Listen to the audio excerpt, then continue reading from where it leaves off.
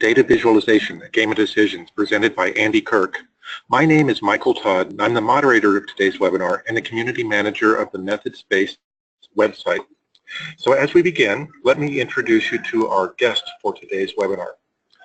Andy Kirk is a UK-based data visualization specialist and course instructor on the Sage Campus course, Introduction to Data Visualization.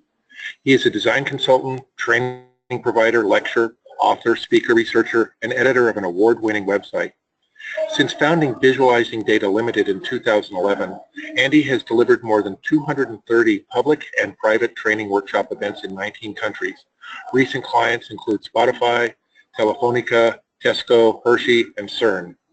Andy is a visiting lecturer teaching data visualization on a master's degree program at Editorial College London and is the author of 2 books, with the most recent, Visualizing Data, a handbook for data-driven design, published by Sage in 2016. He also provides data visualization services to the Arsenal Football Club performance team. Now, attendees of this webinar are eligible for a 25% discount on that Sage Campus course, Introduction to Data Visualization, that we mentioned earlier. We'll provide details of the code at the end of the webinar, so please stay tuned. This 1-hour webinar will be recorded and archived for future viewing. We will be sending out a link to view it in the coming weeks. And if any of you have any problems with audio or video viewing mode during the webinar, please use the Q&A box on the right side of your screen, and one of our helpful team members will get back to you ASAP. Please also use that Q&A box to ask any questions to Andy throughout the webinar. We won't necessarily answer them during his presentation, but we'll be saving them and addressing them later. You can leave comments there. You can also tweet to us using the hashtag SageCampus hashtag. So keeping that in mind for the audience, let's start the conversation. Andy, could you take it away? Thank you, Michael, and thank you to everyone who's tuned in for this session, whether you are at the end of your Fridays or at the start or somewhere in the middle. So let me get the slide deck underway. Okay, so data visualization, a game of decisions. What are we talking about here?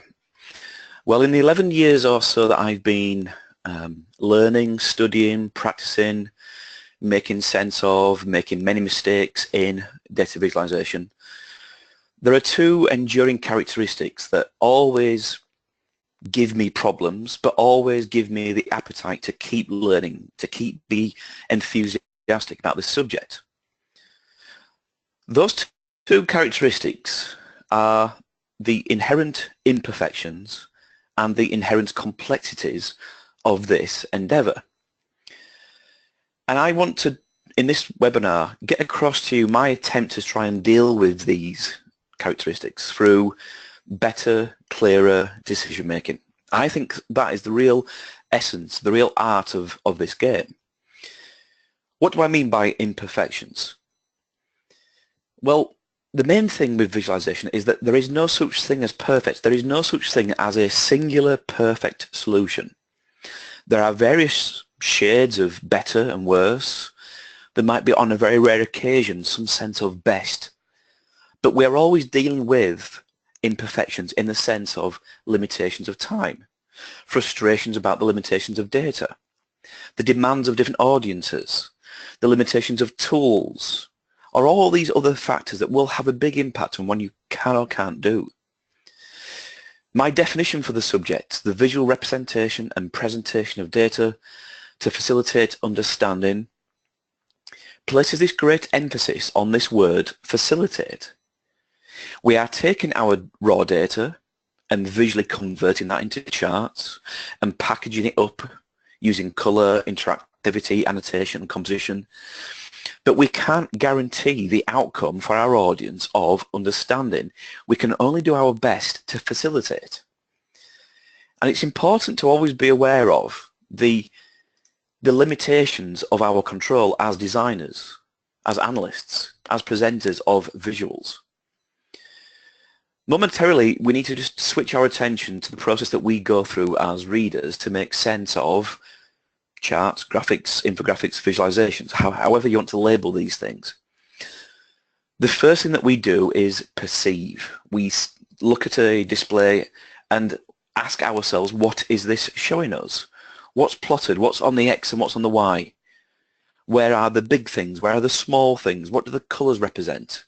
What relationships do I see? Very much a surface judgment. We then very quickly evolve our thinking into translating what we see into some form of meaning given the subject. This is interpreting. So all those things that we saw on the chart, on the display, what do they mean? Is it good to be big or better to be small? Is it significant if it goes up or down? Are those patterns normal or expected or perhaps unusual? So we're translating what we see into some form of meaning. The third step that we go through as readers is, in a sense, the consequence, the legacy, the outcome of this experience. What does all this stuff mean to me? What have I learned that I didn't know before? What it confirms that I did know before? What are the main takeaways, the main actions, the main decisions that I leave with from this experience? The challenge for us as designers, and the reason why I have this kind of red on one side and blue on the other side and kind of purple in the middle, is that we as creators, we as designers can control the perceiving part. We can make our work as clear, as understandable, as accessible, as compelling as possible.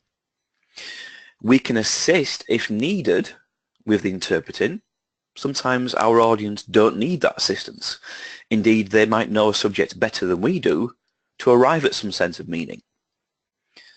Comprehending, however, is entirely the responsibility of the consumer, of the reader, of the viewer, or the user. You can lead a horse to water, you can't make it drink. You can give people the most compelling, beautiful, informative piece of visual work. It doesn't mean to say that they will engage with it. It doesn't mean to say that they will learn from it or take on board the information and make better, clearer decisions. And so this model is the very basis of why there is no such thing as perfect in visualization, because people are the recipients, and people are inherently flawed. They have prejudices, beliefs, blind spots, they're under pressure, they're rushed.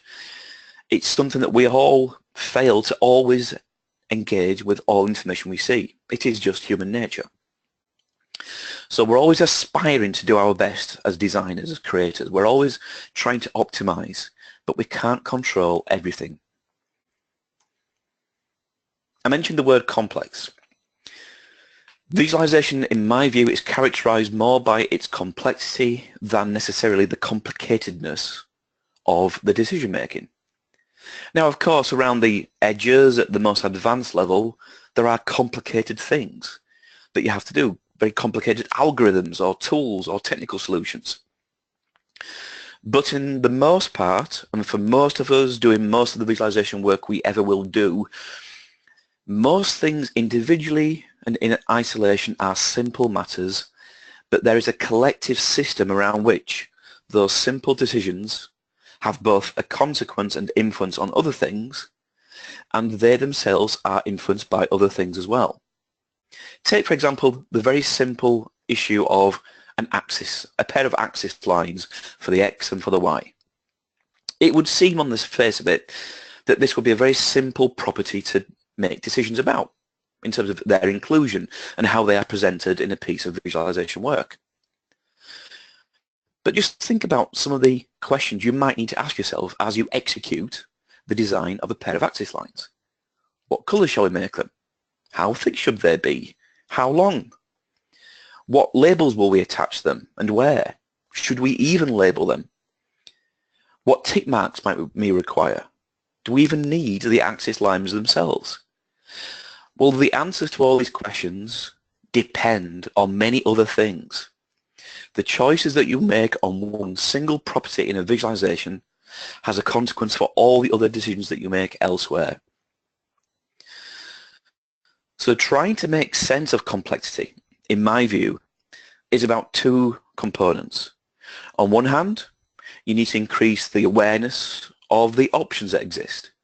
What are all the chart types that we could use? What are all the different ways of using colour, for example? But the real art of the game is making choices, is selecting things from that array of options that you could do and deciding what you will do. But at that red passage in that quotation there is this filtration that takes place, this kind of it depends. The journey between the things that you could do and the things that you will do relies on so much decision making and so much awareness of the things that will have consequences on whether those choices are the optimum choices that you could make. So what I want to do in this webinar is go through a workflow, which is a framework for thinking and for optimizing your critical thinking to help you navigate all these options and all these choices in both an effective way and also an efficient way. Because the realities are that we will always have endless potential constraints. We will have limitations on our time. So we need to be aware of the things in terms of strategy to help us navigate through this process. So a design workflow has around it some measure of judgment of the effectiveness. Effective decisions, in my view, are those that maintain a visualization piece as being trustworthy, accessible, and elegant. Accessible is about making things understandable, about making sure that people can understand what the essence of a portrayal is, they can understand what the chart types that you've used relate to and how to make sense of them. But before that, we need to make sure we've got this foundation of trust, that people will actually believe what they're seeing. Elegance is about making things attractive and engaging in a way that will make people, in the first instance, be drawn to that piece of work, be willing to engage with it, but then also fundamentally sustain their appeal. They will stick around and work through that piece of work. So the questions that you see in red there are the questions that we're trying to ensure our audience get positive responses to. Do they believe what they see is faithful to the subject? Do they understand the work with an appropriate amount of effort? And does this work inspire and engage with them? So they're the three pillars that arrive at some notion of, is your work effective? Efficiency is about organizing your thinking, about making sure that you've got a home for all these different decisions in the right place at the right time, that we don't think about design too early because there are other things to deal with first that will make sure that your choices later on at the design stage are optimized. So I'm going to start off by going through a brief breakdown of what I mean under each of these four stages, the things that we have to think about. And then I'm going to show you a very quick demonstration of these ideas in practice with a quite simple example, something that might be characteristic of the sort of work that you are out there working on day in, day out. So stage one, formulating your brief, this is about establishing the core curiosity. What question is your work attempting to provide some sense of understanding about? What will be the conditions that surround your task or project? The requirements, the factors, the conditions, the limitations. And what's the purpose of your work? Although we've said that visualization is about delivering, facilitating some form of understanding, there are different flavors of understanding that might mean that your work succeeds or otherwise. I mentioned curiosity. Curiosity is an eagerness to understand something, to learn or to understand something. And so if visualization is about facilitating understanding, this has to be some sense of a starting point, a trigger starting point whereby you attempt to articulate the question that your work will attempt to provide some sense of an answer to. When I released the book that Michael mentioned earlier in 2016, I also produced a project alongside it called Filmographics to try and demonstrate some of the ideas that I was speaking about in the book. The curiosity that I had was articulated that you see there. What is the pattern of success or failure in the movie careers of a range of notable actors or directors? That was the question that I began this process with, that led me to get certain bits of data about movies and actors' performances, and led me to undertake certain bits of analysis. There are many things I could have done about this topic, but this is the particular slice that I wanted to pursue myself. And having this initial clarity of your curiosity gives you so much focus as you move through these stages. The conditions are the factors and requirements that will exist within or around your process, your project, your task, however size and shape it takes, that will have a big impact on the likely scope of your solution. For example, what's the intended output format? Is it for print? Is it for digital? Is it for large or small digital? Sometimes you might need to do work that actually achieves an output for all these platforms, in which case you might need 2 or 3 different versions, which will inevitably double or triple the task size. The way that we engage with work in print is very different to how we engage with it digitally. So that's a key factor. The audience, design for your audience, is something that many people espouse in this field, but what does it actually mean? It means that you're trying to form characteristic understanding of your intended target recipients to occupy their mindset about the things that they might find relevant with this topic or your data. It might be about their knowledge or their pre-existing knowledge of a subject. How much assistance will they need? Indeed, will they need any assistance? How familiar will they be with certain chart type methods? How much time will they have as they encounter this work? Is it rushed or is it more prolonged? You can't achieve a single solution that will reach everybody, so often you have to limit it down to a core group of imagined personas. The timescales, of course, have a big impact. Not just when is something due, but how long will you have to work on it? When will the process start? What are the milestones along the way that you need to hit in terms of progress? Another key factor will be the tools that you have access to. There are many tools out there. I have a collection on my website, a catalogue of, I think, 336 different tools in this field, which is, I guess, emblematic of the fact that this is a growing field. There's still no single tool that does everything, and perhaps nor will there ever be a single tool that does everything.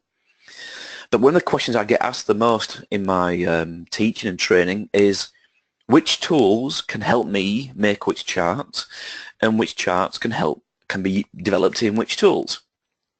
And last year I worked on a project called the Chart Maker Directory, which provides a notional sense of the main, let's say, 30 or 40 popular tools in this visualization world, and then down the side a list of 50 different chart types. At the intersecting cells you then have an indicator of whether you can make that chart in that tool. The filled circles indicate, yes, you can make that chart in this tool, and here's how, with a downloadable workbook, a template, a tutorial, some script. The main thing is that you are helped with a solution. The hollow circles are just examples. Yes, you can make that chart in this tool, but here's just proof and nothing more. Of course, the tools that you've got will shape enormously the things that you can actually aim to make. So your access to different capabilities will be an important thing to establish early on in this process.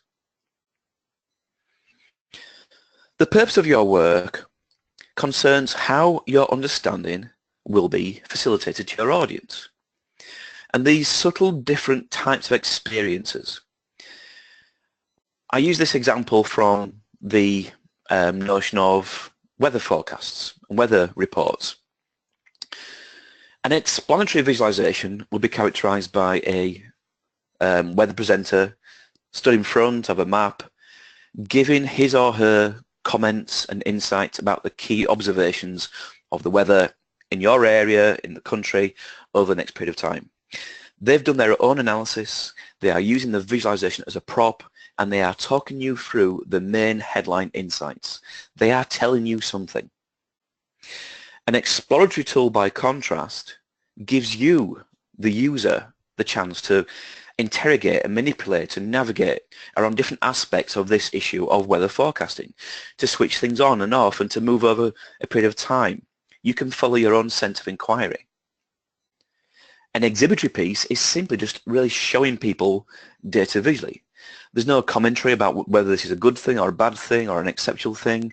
There's no means to interrogate or manipulate. It is just a display of data that puts the emphasis on you as the user to make sense of it, which might be fine in certain situations.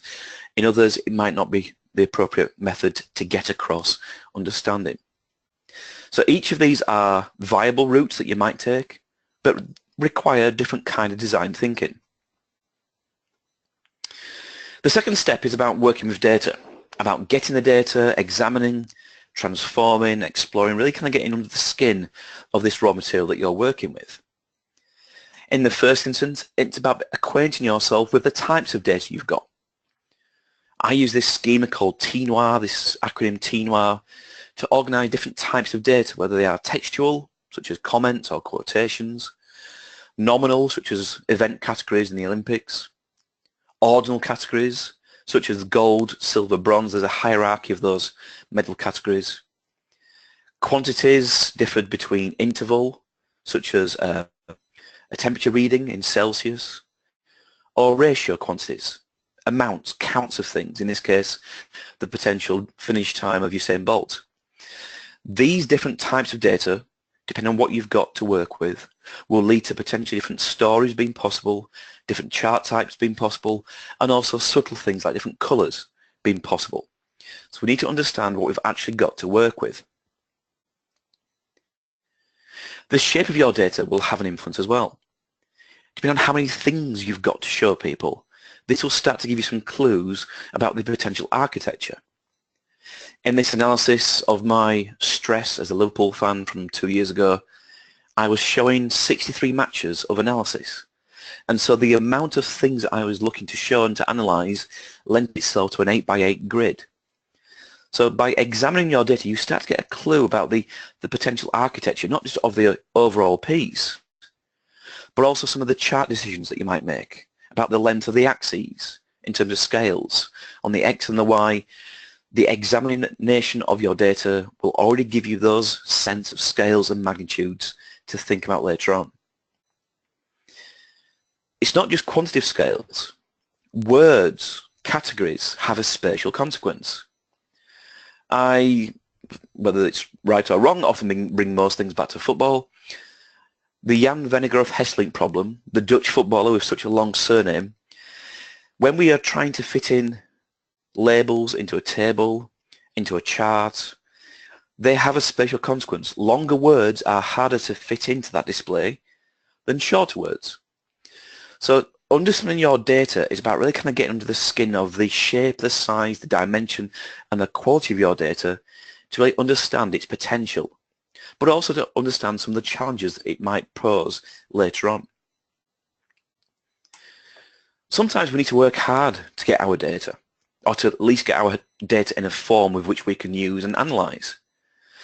I recently did some work with the EU Council, and this was a document they asked me to look at, to kind of give some examples of how this process works. And the very first thing I did with this was to read it through and find the objects, find the nouns and the verbs and the relationships. It's about fisheries, stocks, and the negotiation of these different countries with the EU Commission. Now, I must concede it's one of the most boring things I've ever read in my life. But when you get beyond, in a sense, the content, you can start to see patterns emerging that give you a sense of the data contained within. The things, the places, the stocks, the quantity negotiations. And from this, you've got the building blocks to then translate it into another visual form, which I'll show you an example of later on. Lastly, at this stage, it's about starting to visualize your data for yourself, to get familiar with the shape and the qualities and the insights and the discoveries that you might not have expected to see. You can only do so much with stats alone. And so by visualizing your data for yourself, not for anyone else at this stage, you start to get more familiar with the shape and the patterns and the trends and the magnitudes that might inform you as an analyst, what you will then pass on to your reader. Stage 3 is about building on your initial curiosity with definitions for more specific pieces of analysis, more specific questions that you'll be trying to answer through your analysis through your charts. Sometimes an overriding curiosity cannot be answered by one single statistic or one single chart or one single piece of analysis. The curiosity you might have if you've gone for a run might not be possible to answer through one single piece of analysis because it's more a collective, a cohesive collection of different perspectives, different angles of analysis that might give you a sense overall about whether that was a good thing or a bad performance. And so applications or devices like Strava, for example, they provide multiple views about a given run to let you understand that performance from the different perspectives that are relevant to that topic, and allows you collectively to make sense of all that and form the overriding interpretation of whether your run was good or otherwise. So sometimes we need multiple angles of analysis, and we need to decide what those angles of analysis will attempt to answer. We also need to editorially decide what view of our data we will be providing our audience, in the sense of what will be included in the chart and excluded. I call this editorial framing. Editorial because there's no right or wrong, there's no rule book for this. You have to make a choice.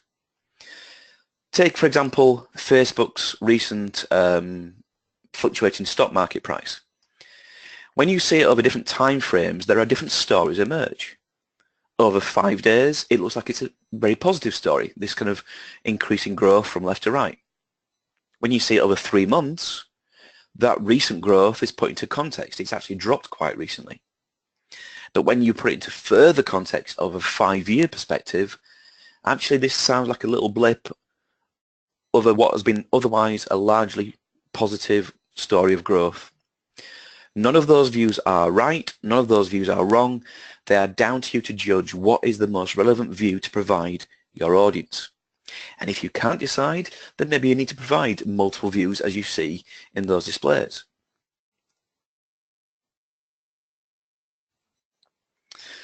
The fourth stage is about design thinking, about bringing together all these preparatory stages and then starting to build and form some sense of a design solution. First of all, data representation is effectively chart types. How are you going to show your data visually? Underlying all chart types are ingredients, not specifically marks and attributes, that represent both the items of data and the values of those items of data. And we've got quite a broad palette of different ways of constructing lines and shapes and colors and symbols and sizes to create the recipe of a chart type. For example, a bar chart is effectively a series of lines modified in their size to show the quantitative value, and then changing the color in this example to represent the category of countries, continents. In this display looking at the UK government spending by department, we've got a circle mark, a shape mark technically, that is then representative of each government department, sized by the proposed budget, and again coloured by some categorical organisation, in this case the highest level service areas. So every chart has this fundamental recipe. And as techniques develop, so do the breadth and width and depth of different ways of showing data visually. There's such a broad gallery of chart types that now exist, depending on what you're trying to show people.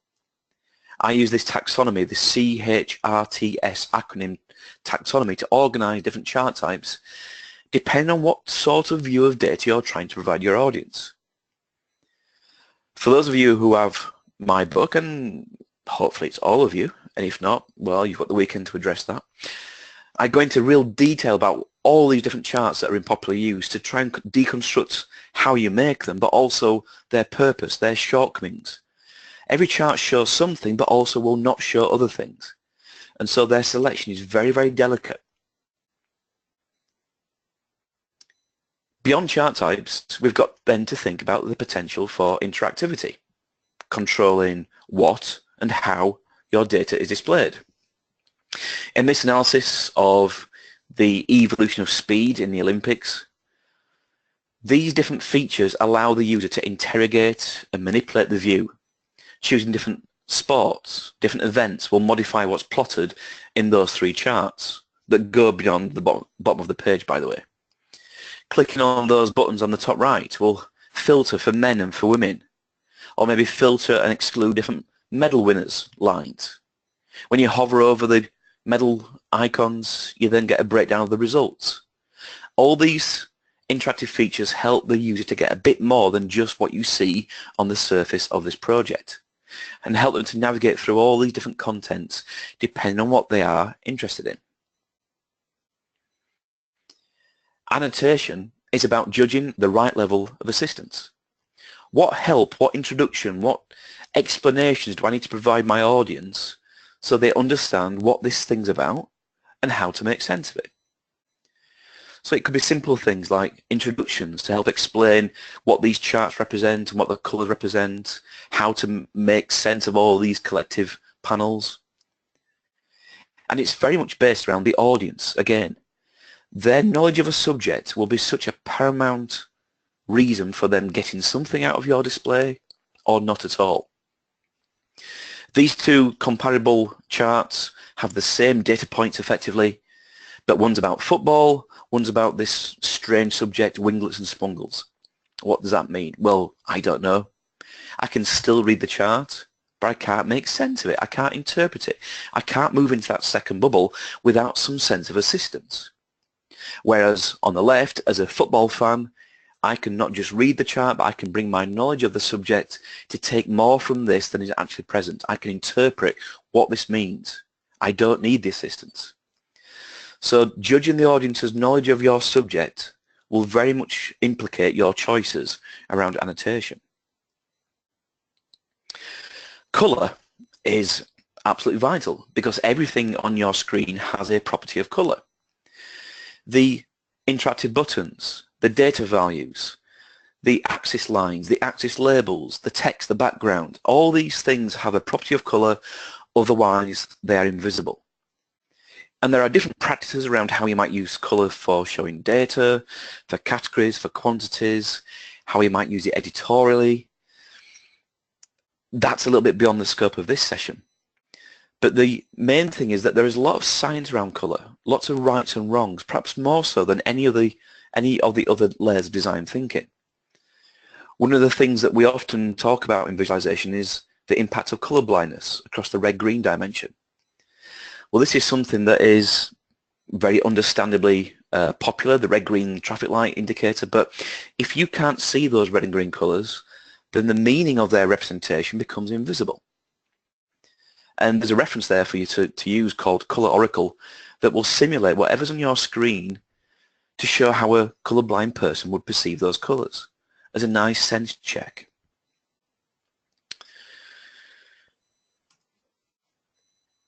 Composition is about the overall arrangement of your work. The size and placement of every single property has to be carefully justified and thought about. What's the story? What's important? What's less important? What things need to go together? What's the logical place to bring headlines to the surface? To position text that gives people background about the data, about the subject? Again, there's no single rule book that tells you what's right or wrong. It is your editorial judgment to make about where to place and size all these features. Going back to the Olympics example from a few slides ago, where to position the title and those interactive buttons, at the top left or the top right, above the chart or below the chart. Sometimes it's about tweaking and trying things out and see what feels most obvious and logical. In this case, I also inverted the y-axis, so the faster speeds, which would effectively be shorter, lower times, went towards the top. Normally, you might expect it to be the other way around. The lines would go down as we get quicker. But I felt metaphorically this was something that was justifiable to do so. Going back to the fisheries document, well, having established all these different elements of content, it started to shape itself up as a table, as a possible arrangement whereby you've got the victory across the top and the different countries down the side and their negotiation position in the middle. And so from a qualitative document, out of this comes a translated visual that gives you at a glance the positions of all these countries across all these stocks. So that tabular layout was very much informed by the variety and type of data that was in the raw material to begin with. So that's a whirlwind tour through some of the different stages and elements of thinking. Let me just quickly apply this back to a case study example. A case study example that hopefully represents some of the analysis that those of you out there are doing day in, day out, things like survey results, but also shows a journey. Shows the journey that moves on from the classic kind of visualization treatment that we often give or we often see colleagues making. So things like this kind of dreadful table, this lack of alignment, we've got these highlighted colours for no reason, we've got these thick grid lines for no reason, we've got lack of alignment across the whole piece, we've got this dreadful clip art piece that's been kind of stretched in the wrong direction, we've got this single bubble. The whole thing just feels uncared for. And also the audience feels that they are not cared for, because often you see these things presented with, as you can clearly see, statements. Well, you can't see anything from this. And so you get told to make it more visual. And so your natural instinct is, well, I'm just going to throw this into some default chart types in Excel and hope that this does the job. So you get these default charts in Excel and never rely on any default in any tool. But you get these long, hard to read labels, you get these big, thick grid lines, you get this random bullet point that doesn't need to be there, you get underlines, you're still using Times New Roman, be better than Times New Roman, please. You get these random shadings of charts on the right, the alignment is off. The whole thing just feels, again, very uncared for. So you think, okay, I've been asked to make it more visual again, I'm going to use every visual that there is possible. And so you're going to throw all these 3D treatments in, these kind of Weetabix serial bar, stacked bar chart things. We can only see 4 labels now because the other 4 are hidden. We're using dreadful colours that don't make any sense. We're blowing up pie charts. Now, you might not like pie charts, but don't blow them up. We might use papyrus font, which is probably the worst of all fonts. But the point is that we do things based on what we might otherwise think is nice looking, that maybe responds to our own tastes. And that's fine, that's understandable. I did things like that in the past. But we need to be more deliberate. So applying this 4-stage process to an improved, well, hopefully you'll agree, and it's an improved solution. From the start, so here's the solution, but I'm going to deconstruct it as we go through these next few steps. The objective might be to create a single slide overview that presents the main analysis from a survey asking people, how do you feel about working in this organization? And this might be a presentation that you are making to some key stakeholders, maybe senior management, for example. You might be limited to using, let's say, Excel or PowerPoint, and that's the tools that we use in this example, but that will shape the limitations. The data that you've got might be something as simple as that kind of Excel display, whereby you've effectively got 2 chunks. You've got responses to those 8 questions in a survey, 5 different categories of responses, from agreement to disagreement, strongly and strongly. So you've got 40 quantitative values in percentage. But then you've also got these respondent demographics, 4 different gender groups, 3 different employment status groups, and then 6 different service length categories. And again, they've got absolute numbers and percentage numbers. When you're looking at this data to understand its potential impact on design, you're looking for the big things and the small things. The lowest value in that top table is 0%, the highest is 64%. That gives you a sense of the possible scale dimensions. The longest question is question 6. That's the length that we're going to have to fit in a label if we choose to chart that. In the bottom set of values, the lowest is 0.8%, the highest is 54.3%. So again, the scales have to accommodate that range of values, and the widest length category is between 5 and 10 years, the label then bottom. So this gets you a sense of the quantitative and categorical and physical attributes of your data.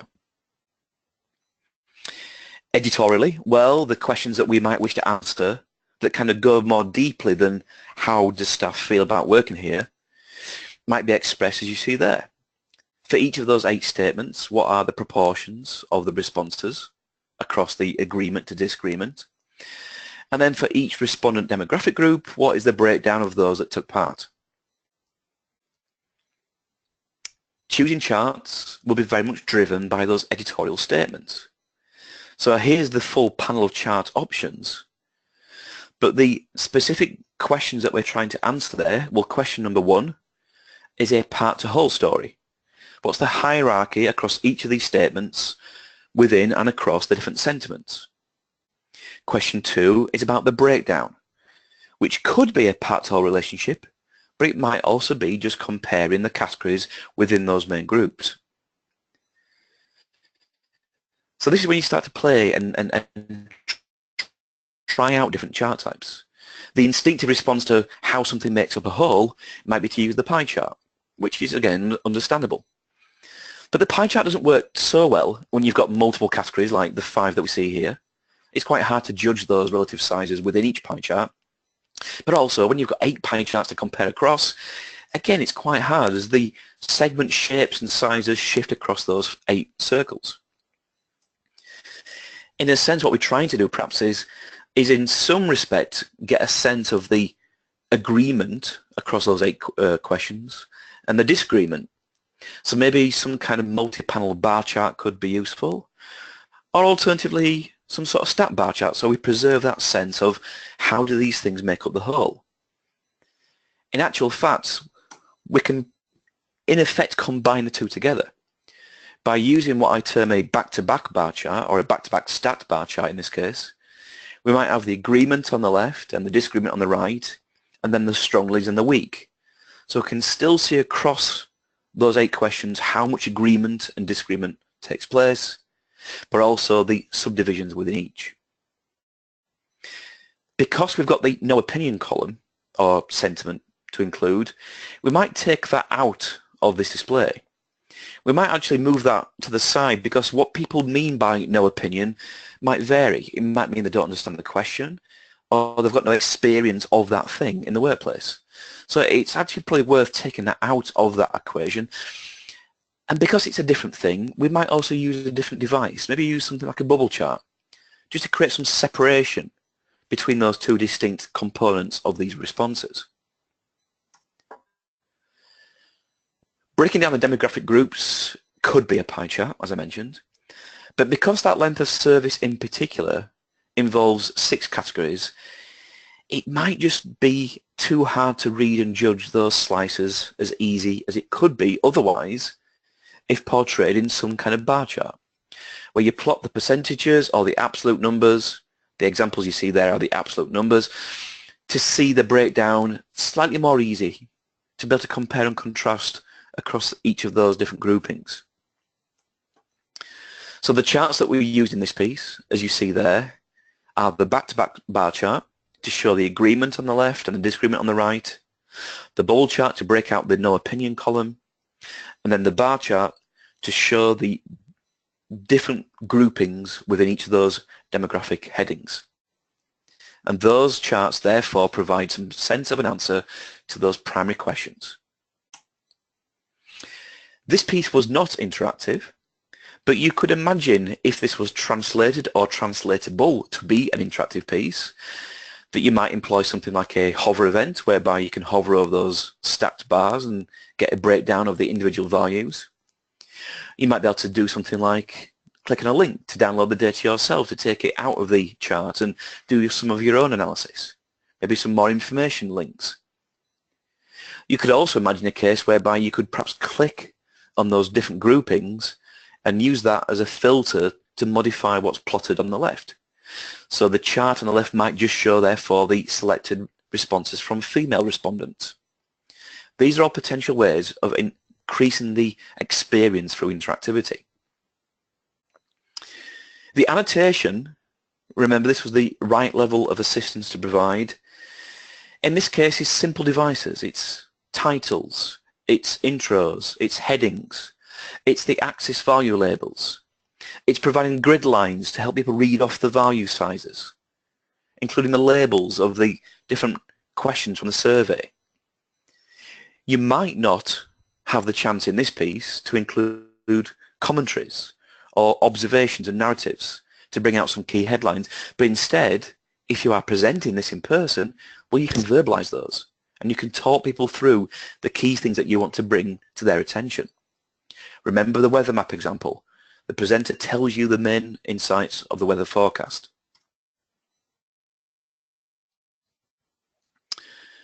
The colour choices of every single property. So if we just briefly grey out this graphic, everything needs to be coloured. One of the best resources I often resort to using for colour thinking is Colour Brewer 2. This is a website that offers you best practice palettes for categorical data, for quantitative data, for colourblind friendly data colouring that can be applied to things like the stacked bar charts that we've seen in this piece. So this is the array of all colours used in this example. The colours on the left are the response categories in the stacked bar charts and just the generic colouring of the demographic bars in that sort of navy blue colour. The background shading of the overall piece, which is white, and then the headings, the kind of grey colour, and then the black. And then the title text. The headings at the top, the captions for each of the different groups, the chart axis and value labels all need a colour. And so this is the palette that has been used in this piece. Finally, onto composition.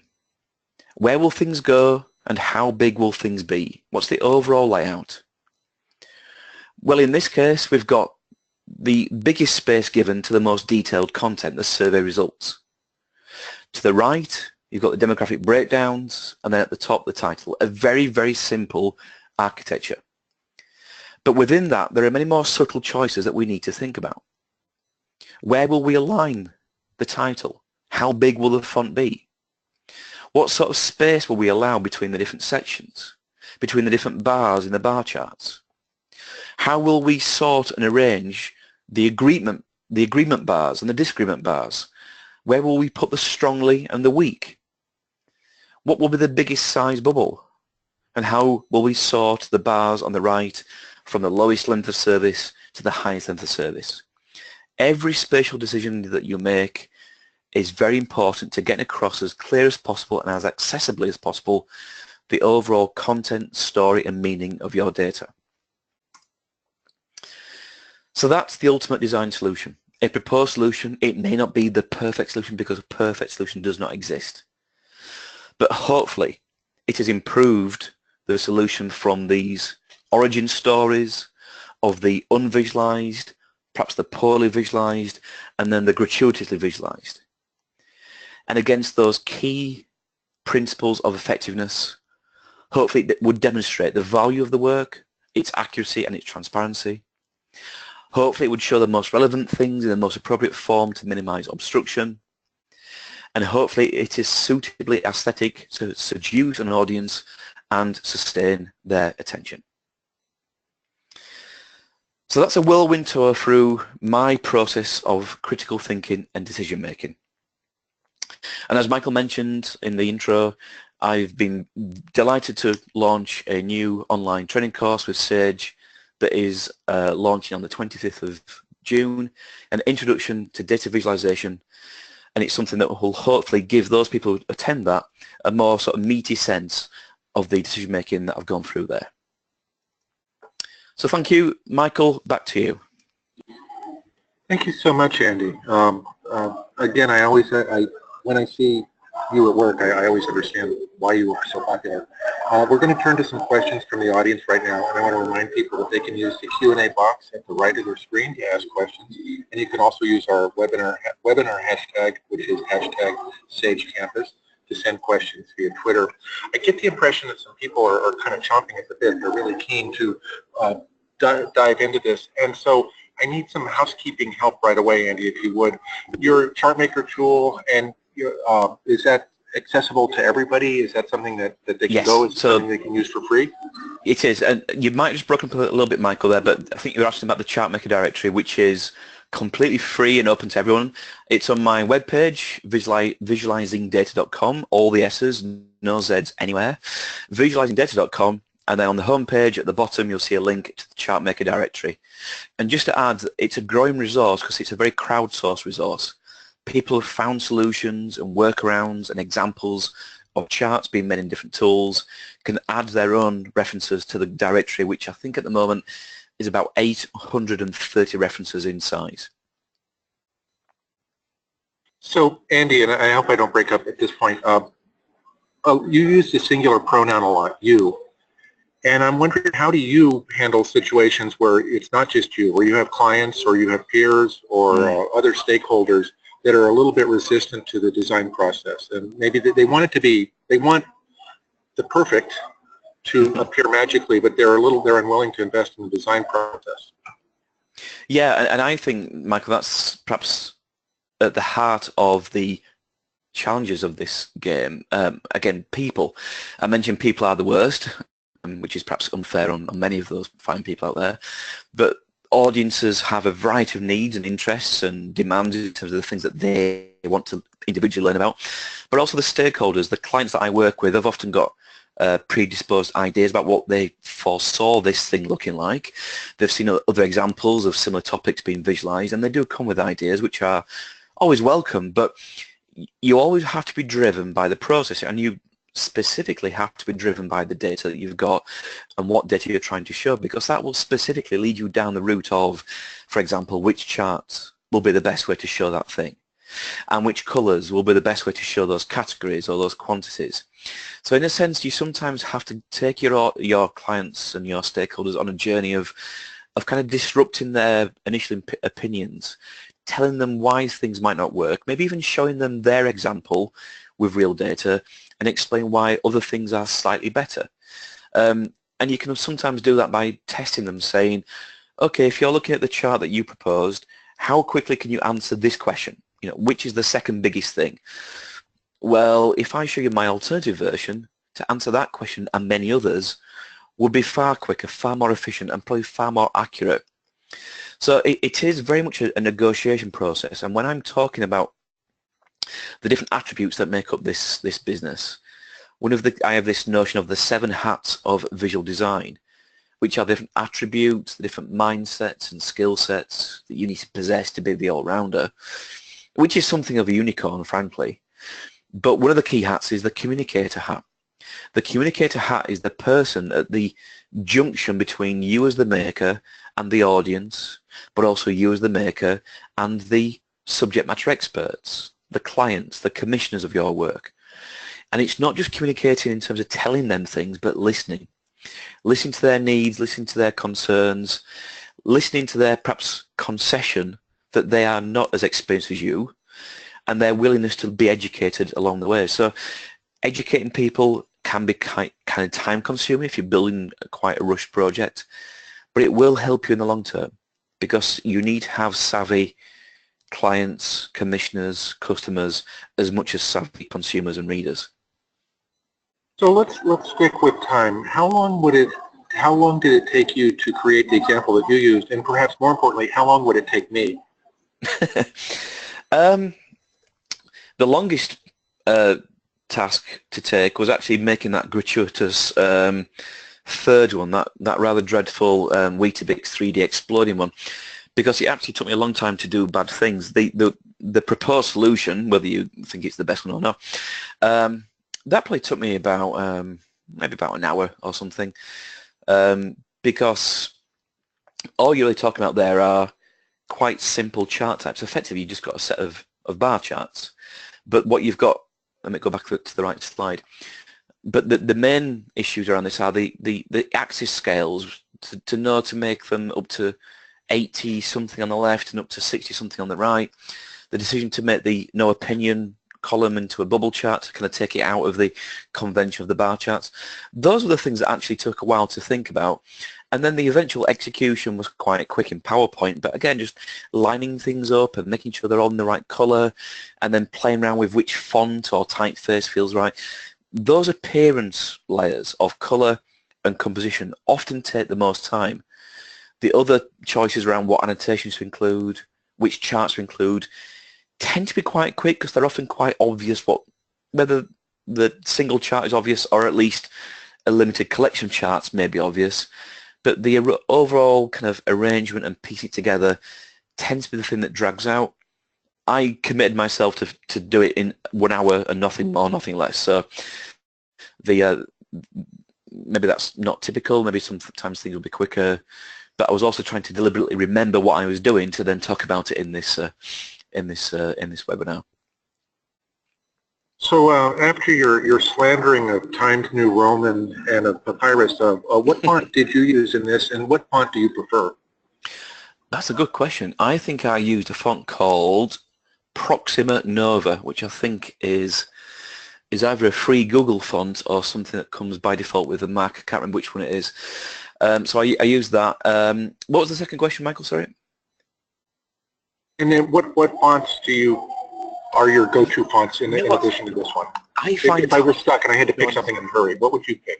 Yeah, I find typeface choices so difficult because I end up spending, as I said before, I end up spending so long trying out different fonts, and then really there's no single rule of thumb for typeface and visualization. There tends to be some guidance that serif fonts, the ones that have kind of squiggles and flourishes, work better for text, and sans serif work better for numbers and headings, but it tends to be just a fingertip judgment. So I tend to like fonts like, I do like Helvetica, I do like Futura, I like Gil Sans, Minium Pro is a nice one, there's one called Oswald which is really nice, but I'm always getting bored of the fonts I use and then trying to find new ones.